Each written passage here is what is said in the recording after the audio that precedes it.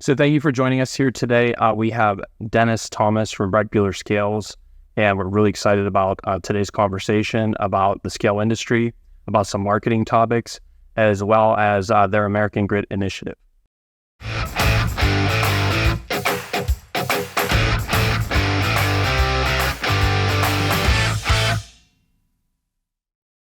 Dennis, thanks for joining us here today. I want to talk a little bit about Brechbuhler Scales, about what you guys have got going on here, and just about some marketing topics and just general business topics. So thank you for joining us. Yeah, glad to be here. Great. So, Dennis, maybe tell us a little bit about your role here at Brechbuhler and maybe a little bit of your story about how you got to be where you are today and just how you got here.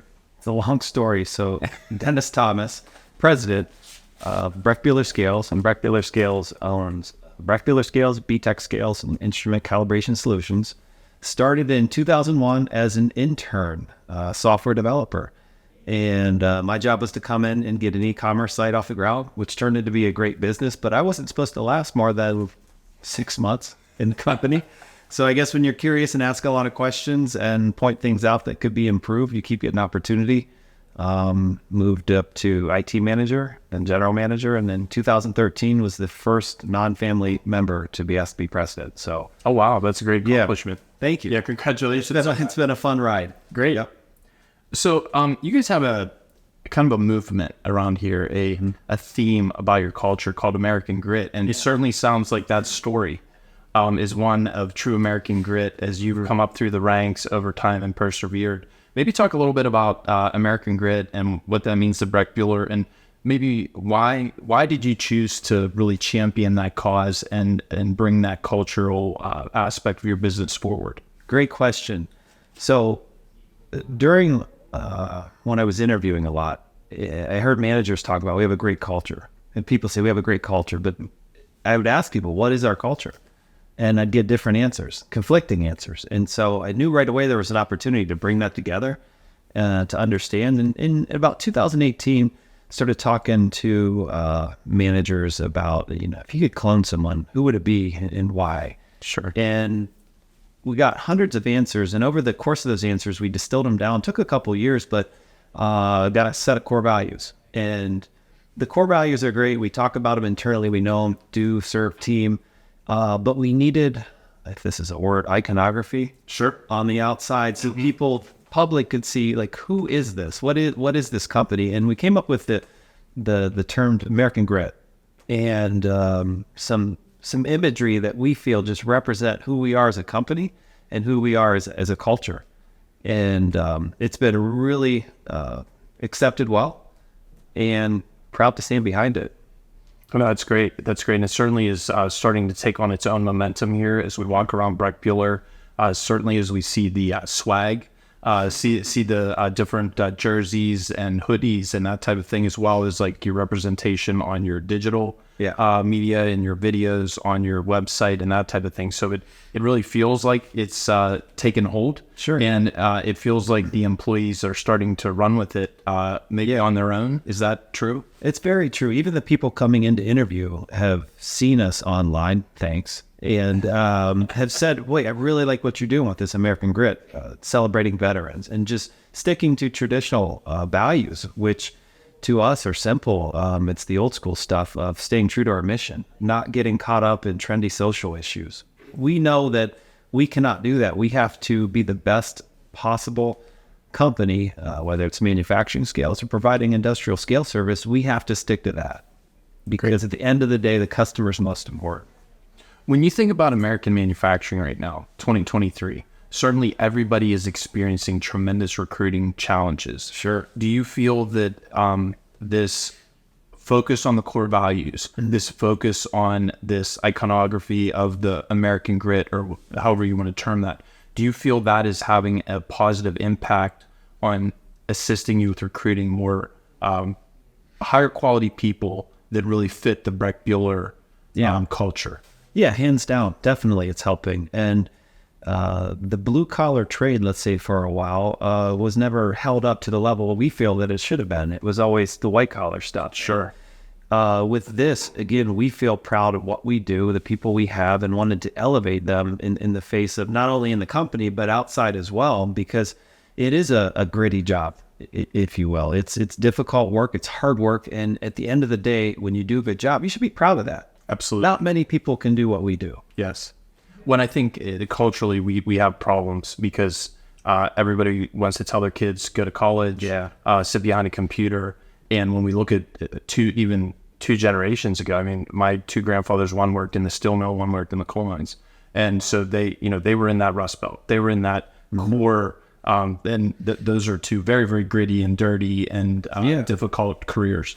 And when you look at that, I mean, when they came home, we looked at them as if they were on a pedestal because they did really, really hard work. It was very, very important to the economy. And just like what you guys are doing is very important to the economy. And so I think that's a really exciting thing that's happening here at Brechbuhler with your culture, with the American Grit theme, and that just recognition of who you guys are. And then hopefully, and I think you'll see it continue to really attract a better quality candidate and someone who matches what you guys want really quickly.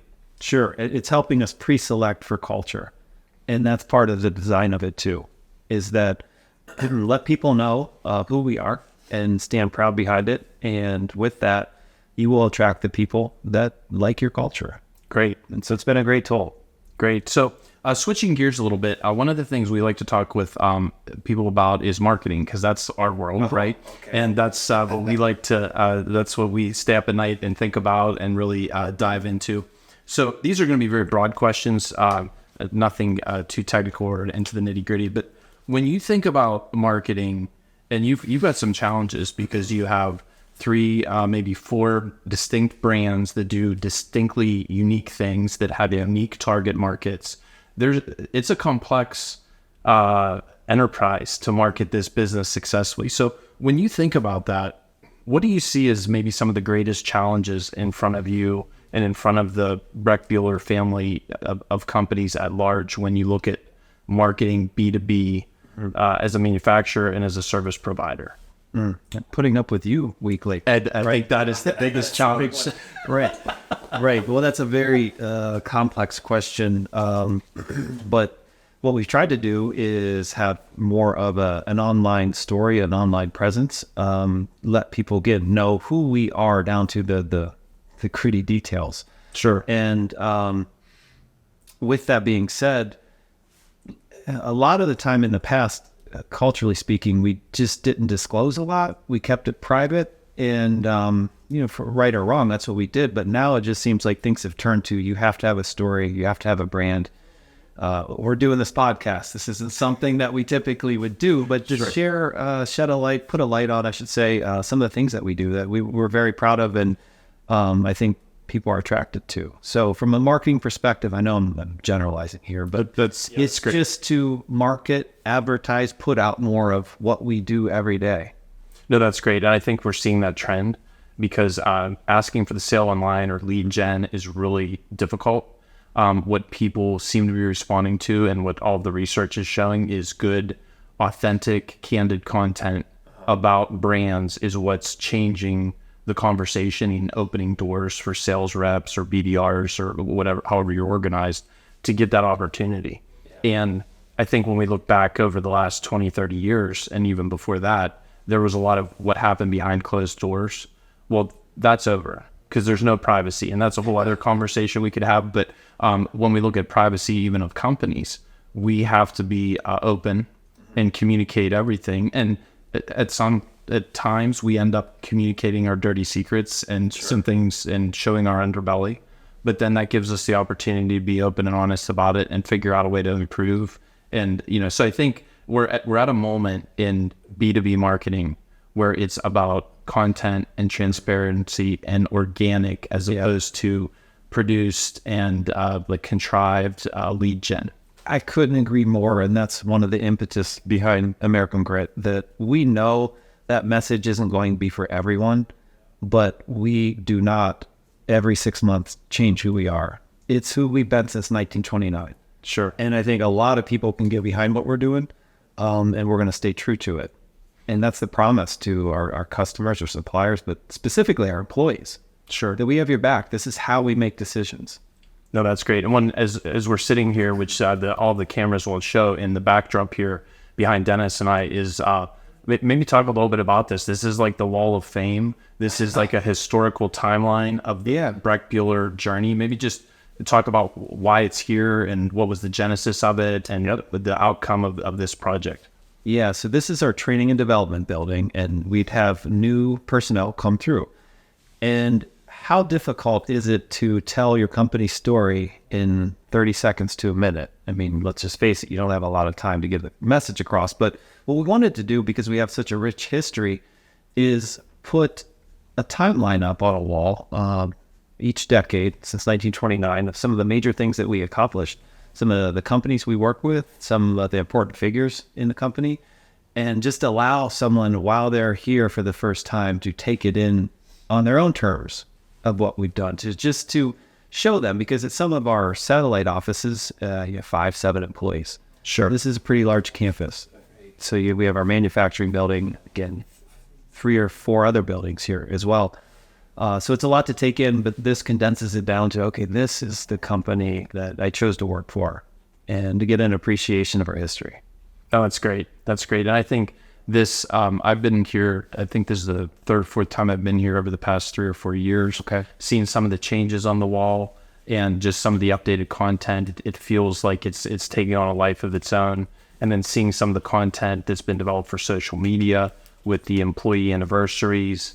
So, I think we can recognize that you guys are building to an amazing moment, right? So there are very few companies, I don't know what the statistics are, we could find them, but there are very few companies that make it to 100 years. Okay. And we're knocking on the door here. Yeah. Isn't that correct? Yeah. Don't blow the layout. Yeah. 5 years. Yeah, it's like, we don't want to jinx it, but no, you guys are strong. And we have a couple of other clients that are in the century mark, which is, I don't know if that's serendipity or if old companies like us or what that means, or if we could extrapolate that out to something repeatable. But that's such an accomplishment for the family and for all of the people who are involved in this enterprise or have been over the past 95 years to see that moment coming. So do you feel that a lot of the definition of the culture through the mission, vision, values, and then the American grit is going to help bring the entire enterprise together for that anniversary? Yeah, there's a lot in this answer, but historically, we've never disclosed what our vision was. We've never disclosed what the core values were. We kept everything private. And this past year, I went around talking to all the employees about what that actually is. We actually do have a plan. We actually know where we're going. I think it was very refreshing for them to hear that and to be a part of, that is their 10-year vision. Okay, things were being done. But yeah, the American grit, the culture it plays a big part of that. And I forget exactly what the last part of that question was. If you can also remind me. Yeah. As we're building towards 100 years, right? I gotcha. Yeah. Yeah. So, 2023? So 2024. My math's correct. 5 years. We do have a plan in place to get there, and it feels like. In some respects, we've reached some of those goals, even this year. But we're going to be around. You look at the statistics, like you were talking about, family-owned businesses, 100 years. We're on 4th generation. And when I talk to employees, or we talk to employees, I should say, that's not by mistake or accident. And why are we 4th generation and still growing? Yeah, we have a plan. Yeah, we have a vision. Yeah, we put things in place and execute. But it goes back to that culture of throughout the year since 1929, we've never taken our eye off the ball of knowing who we are in the mission and what we need to do every day to be successful. And I don't want to make it as simple as that, but if we execute our mission and go about the things we know about doing the way we do it, we will be successful. We'll be here standing in 2029. No, that's great. And I think even though that is simple, I think it's just true. Yeah. There's so many, I think a lot of the online communication, a lot of the conversations, a lot of the media and press is about get rich quick, or I launched this thing and it goes from 0 to 10 billion overnight. And then it goes from 10 billion to 0, another overnight, right? When we look at business that wears well, that is maintained over time, there are many, many businesses in this great economy in the United States that just do a really consistently good job, and they weather the storms, and they weather the technological storms, the inflationary, economic, whatever those storms are, they just keep figuring it out. And it's kind of like tying back the American grit. Yeah. So you just got to get through it and knuckle down and get dirty. Sure. And work hard. And that's certainly been the history that we see here on the wall, and the experiences of those folks. And then also we see that there's some space on the other side of the wall here for the next 10 year installments. So that's great. Next gen, and add one thing to that was when we got around talking to employees, we disclosed some financial information, which historically we haven't done. And maybe good reason, maybe not. But the point that I wanted to bring out was, as an employee, what should you be looking for? And ran through some basic math about how much comes to the bottom line, let's say. Sure. Not much after it's all said and done, right? After Uncle Sam gets his cut. And what I told them to concentrate on was, do you see it being reinvested? Sure. Because ownership doesn't have to do that. Oh, sure. They can take it. They could take it and run it. But every year we're either buying new equipment, upgrading buildings, and if the building we're in is beautiful here, and take pride in the new trucks and just our image.